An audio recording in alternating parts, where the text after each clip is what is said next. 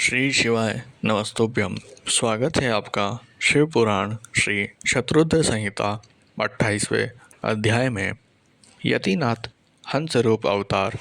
नंदीश्वर बोले, हे मुनीश्वर, अर्बुदाचल पर्वत के पास भील वंशोत्पन्न आहुक नाम का एक भील रहता है। उसकी पत्नी का नाम आहुका था। वह बहुत पतिव्रता थी। वे दोनों पति पत्नी भगवान शिव के परम भक्त थे। एक दिन वह शिव भक्त भील भोजन की तलाश में बहुत दूर निकल गया। संध्या के समय भगवान शिव सन्यासी का रूप धारण करके उसकी परीक्षा लेने आए।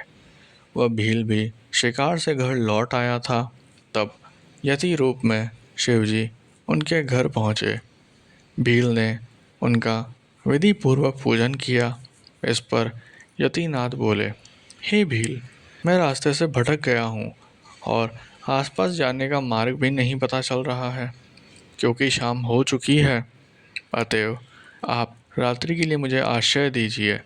सुबह होते ही मैं यहाँ से चला जाऊँगा। यतिनाथ के वचन सुनकर वह भील बोला, स्वामी, मेरे घर में तो बहुत थोड़ा सा स्थान है, आप यहाँ कैसे रह पाएंगे।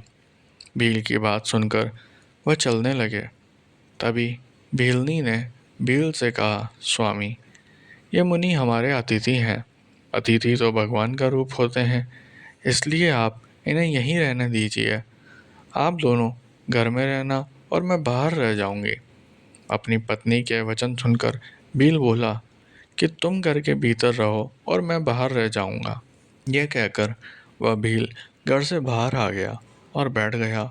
प्रातःकाल जब वह सन्यासी और भीलनी घर से बाहर निकले तो उन्हें पता चला कि भील को जंगली पशुओं ने खा लिया है।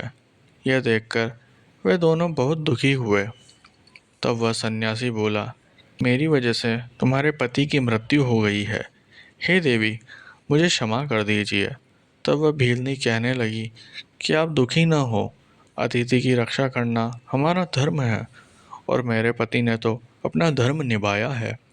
यह कहकर उस भीलनी ने चिता तैयार की और उसमें अग्नि प्रज्वलित कर सती होने लगी। उसी क्षण भगवान शिव वहाँ प्रकट हो गए और बोले, तुम धन्य हो, मैं तुम पर प्रसन्न हूँ। तुम अपनी इच्छा अनुसार वर मांगो, मैं तुम्हारी इच्छा अवश्य पूरी करूँगा। देवादिदेव महादेव जी को इस प्रकार सामने पाकर भीलनी बहुत प्रसन्न हुई और शिव जी की स्तुति करने लगी। बहुत कहने पर भी जब भीलनी ने कुछ नहीं मांगा, तब भगवान शिव बोले, अगले जन्म में मैं हंस रूप में प्रकट होऊंगा।